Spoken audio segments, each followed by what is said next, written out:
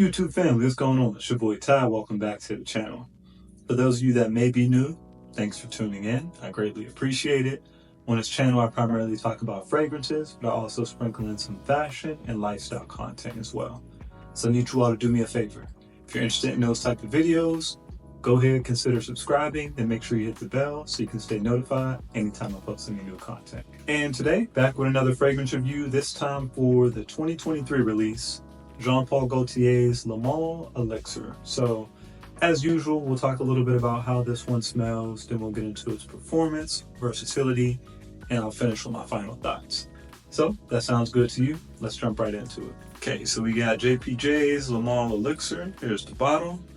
And a little bit of a confession, this is actually the first JPJ fragrance that I have in my collection. I think I may have owned Ultra Male or maybe, one of the releases from way back when, maybe when I was in high school or something, but I know I don't have it in my collection currently, and like I said, I really don't remember having it. So I'm just going to go out on a limb and say this, and I'm pretty sure this is the first one I've ever purchased and owned in my collection kind of fully. And I have to be honest, y'all, this one smells really good. So it opens up with some lavender and mint, right? Those are kind of the two top notes that are listed. I'll be honest, I don't get a bunch of that. I get a little bit of a kind of aromatic freshness or a fresh touch to it, but almost instantly you get that vanilla and benzoin that's in the mid. It smells really good. It's sweet, of course, but to me it's not overly sweet. Okay, wait, so let me explain.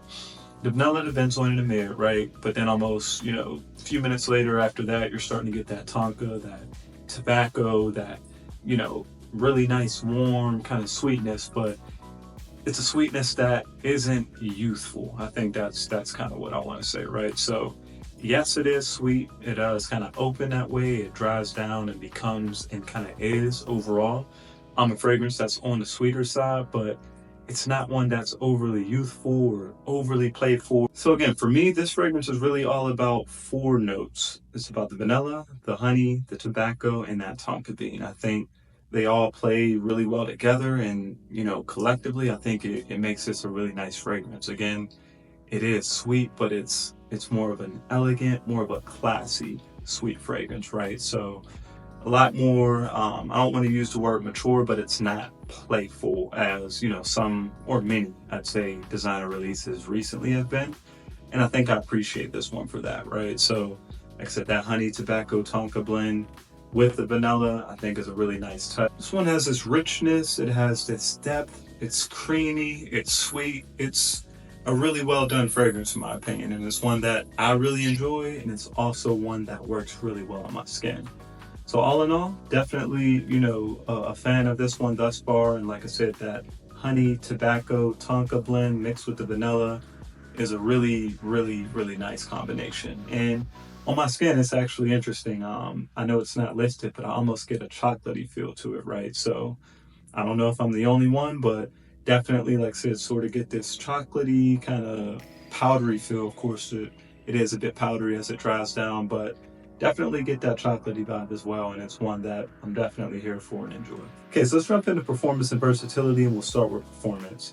This one performs pretty well on my skin. I get kind of easily 8 to 9 hours of longevity with pretty good projection for at least the first 2 to 2.5 hours. So all in all, for me, like I said, this one definitely checks the box from a performance perspective.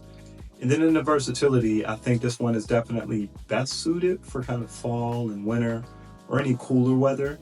It can work day or night. I think me personally, I enjoy it in the nighttime just because of, the sweetness it has, the depth it has. But again, it does have that powdery feel to it as it dries down. Has a little bit of freshness up top, so definitely think it can work well kind of day or night in cooler weather. So moving into my final thoughts, I think the Le Male Elixir is a great release, one that's perfect for this time of year right now. So as we're in fall and kind of approaching winter, I think it's great and, really best suited for kind of the cooler seasons, just like we're in. And, if you're looking for a fragrance that has some sweetness, but again, isn't focused on just maybe the vanilla or kind of the traditional, more mainstream designer sweetness.